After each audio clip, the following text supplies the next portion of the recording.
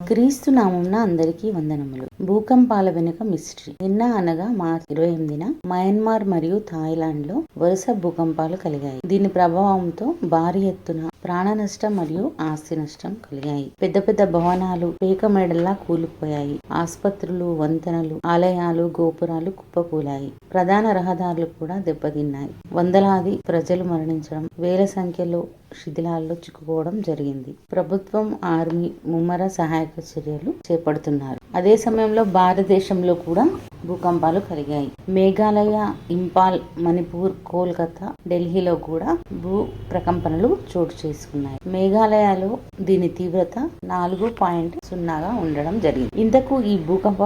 ఇంతకు భూకంపాలు భారీ ఎత్తున సంభవించి జన నష్టం, ఆస్తి నష్టం కలగడానికి కారణం ఏమిటి? బైబిల్ నుంచి తెలుసుకుందాం. భూమి మీదనున్న మనుషులు దేవుని యందు భయభక్తులు నిలపకుండా ఇష్టానుసారంగా పాపాలు చేస్తూ దేవుని పిల్లలను హింసిస్తూ దేవునికి వ్యతిరేకంగా జీవిస్తున్నందున దేవుడు తన ఉగ్రతను మనుషుల మీద చూపిస్తూ భూకంపాలను అనుమతిస్తున్నాడు. దీనికి సంబంధించిన కొన్ని రెఫరెన్సెస్ మనం బైబిల్ నుంచి విందాము. యెషయా 24:16-20 నీతిమంతునికి స్తోత్రమని భూదిగంతముల నుండి సంగీతములు మనకు వినబడెను. అప్పుడు నేను, అయ్యో నాకు శ్రమ, నేను చెడిపోతిని, మోసం చేయవారు మోసం బహుగా మోసం చేయుదురు. భూనివాసి, నీ మీదికి భయము వచ్చెను, గుంటయు ఉరియు నీకు తటస్థించెను. తూములు పైకి తీయబడి ఉన్నవి, భూమి పునాదులు కంపించుచున్నవి. భూమి బొత్తిగా బద్దలైపోవుచున్నది, భూమి కేవలం తునకలైపోవుచున్నది. భూమి బహుగా దద్దరిల్లుచున్నది, భూమి మత్తుని వలె కేవలం తూలుచున్నది,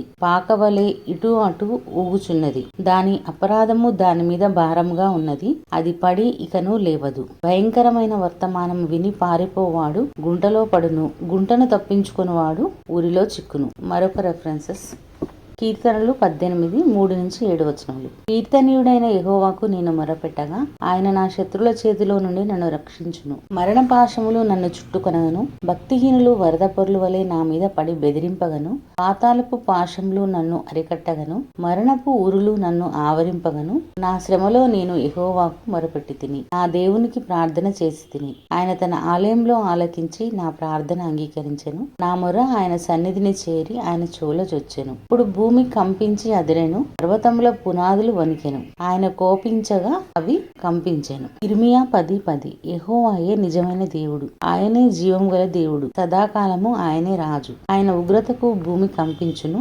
జనములు ఆయన కోపమును సహింపలేరు. పై వచనాలన్నింటిని బట్టి దేవుని ఉగ్రతను బట్టి భూకంపాలు సంభవిస్తాయని, ఇకనైనా మనుషులు దేవుని యందు భయభక్తులై జీవించి చెడుతనాన్ని విడిచిపెట్టి ఆయనకు లోబడి జీవించాలి. మీకు ఈ అంశం నచ్చినట్లయితే లైక్ చేయండి, షేర్ చేయండి, సబ్స్క్రైబ్ చేయండి, బెల్ ఐకాన్ మీద క్లిక్ చేయండి. Thank you.